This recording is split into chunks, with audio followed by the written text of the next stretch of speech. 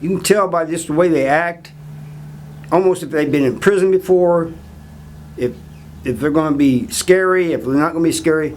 The ones that were scary, they look like a deer caught in the headlights. I don't ever slow up, no I don't take I got no love for the fakeness. If you wanna play tough and wanna hate this, I'll always show up and make a Harvard Talks Prison here. I want to tell you 3 stories of 3 different people coming to prison, young people, and what happened to them. The first one, he came to prison. He's a young dude, wasn't afraid to fight, and walked with confidence, and he had no problems. I mean, a couple people approached him and he got into it, but he was the type of person that if he thought anybody was saying anything wrong, he would deal with it, you know. He would handle it. And he and I became good friends. Well, I wouldn't say good friends, but we got along real good, you know. And I liked him, you know. The second person, this is a different time. All of these were at different times. It wasn't all at the same time. He came to prison, and he was kind of afraid. So he started paying people protection. What he would do, he would put money on their books and have them go to the canteen, and because he was afraid to go to the canteen. He didn't want to come back with his canteen because he's afraid to be taken. They'd buy canteen for him, and then they'd have a little bit left to buy for themselves. He did that with me for a little bit too. We're allowed to spend $75 a week. So he put $75 on my account, and I kept 25 of it, and he spent the other 50. That allowed me to save up whatever else I had. Plus, I had a cellie. He and I got along good, and we cooked up and stuff together, and he got money coming in, so it was all good. But I got to where after about a month or so, a couple months, I guess it was about a month and a half, I said, no, man, I need to be spending more than $25 a week, you know. Well, I didn't need to, but I wanted to. So he found somebody else to do that for him. The last person came to prison. He was scared. He let himself be intimidated. I mean, you could just tell when he walked in he was scared. He was one of those type of people. You can tell when people come in, you can tell by just the way they act, almost if they've been in prison before, if they're going to be scary, if they're not going to be scary. The ones that were scary, they look like a deer caught in the headlights. They do. And I admit, I've told you before, I was scared when I went to prison. But I was more scared of the alternative that would happen, so I stood up for myself. You know, I didn't like the other deal.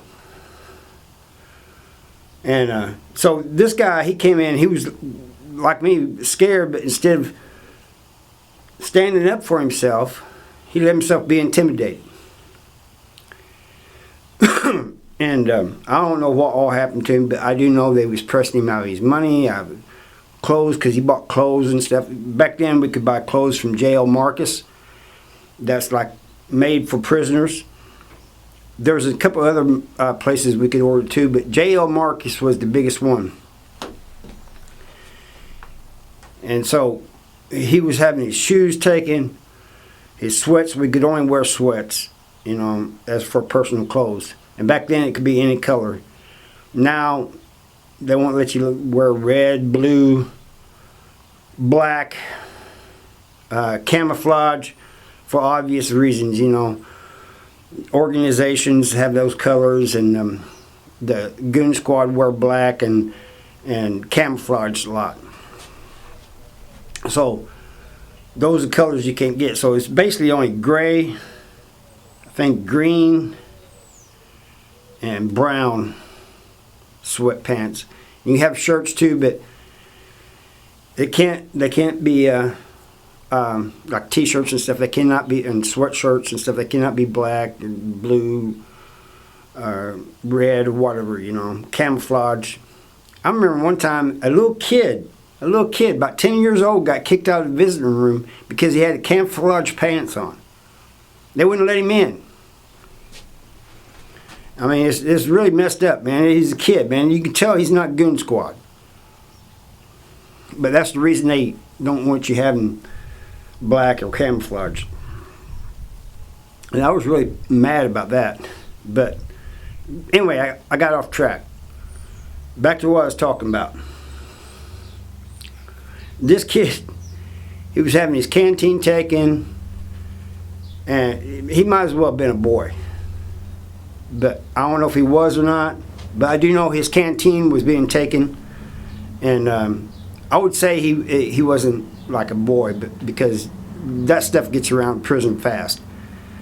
And so these three people, it just goes to show you got three choices when you come to prison. And even the guy paying to have people buy his canteen, that was almost like the last one I just told you about. Not quite as bad, but just almost as bad. It's better if you're free, if you can say that in prison, you know. Use your own stuff. You're not paying people off. Standing up for yourself, you know. And that's the best way to go. Just stand up for yourself. But I'm telling this story because there's people out here messing up. It doesn't matter how many times you tell them to mess up. There's going to be somebody that messes up and they're going to go to prison. And this is going to be their options.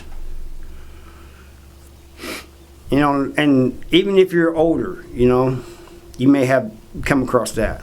But I do know it happens to young people a lot. They get in there and you're going to have to either stand up for yourself, pay, or you want to just have your stuff taken. You know, people just going to take your stuff and you not do anything about it. And which causes other people to do the same thing. Once they see somebody weak like that and intimidated, others move in. You know, that's just the way it is. But the first guy, not only was he willing to stand up for himself, it was almost like he liked doing it. You know what I mean? He didn't care.